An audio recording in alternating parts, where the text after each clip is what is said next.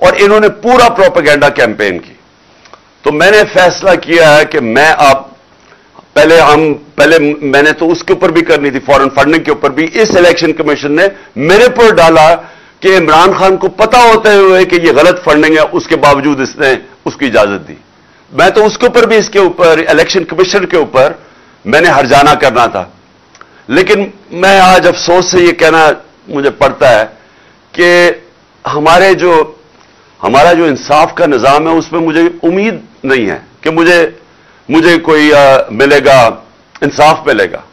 लिहाजा इस बारी मैंने क्या किया, मैं ये जियो ग्रुप के खिलाफ लंदन में अब केस कर रहा हूं। मैंने वकील से भी बात कर दी है। मैं इसके ऊपर लंदन में केस करूंगा, और वो इसलिए करूंगा कि मैं वहां लंदन में हमारी रजिस्टर्ड चैरिटीज है जिसका मैं सरबराह हूं, नमल यूनिवर्सिटी और शौकत खानम की।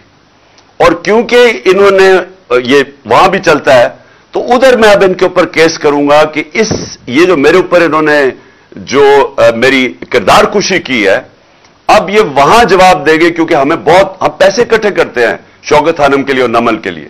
तो लिहाजा मैं लंदन में भी केस करूंगा। ये जो शख्स है, ये जो फ्रॉड है, इसके ऊपर मैं दुबई में भी केस करूंगा, और इनके ऊपर, ये जियो के ऊपर दुबई में भी केस करूंगा, और पाकिस्तान में भी केस करूंगा। और मैंने फैसला किया है कि अब हम इनको इसलिए अदालत में लेके जाएंगे कि हम साबित करेंगे कि इनका जो तौर तरीका है, ये जो जियो ग्रुप है, ये इस मुल्क के अंदर प्रोपेगेंडा करता है। ये जो जियो ग्रुप है, इसका मकसद इस मुल्क के अंदर आजादी सहाफत नहीं है। ये इसको अपने मीडिया ग्रुप को इस्तेमाल करता है, ये एजेंडाज के लिए इस्तेमाल करता है।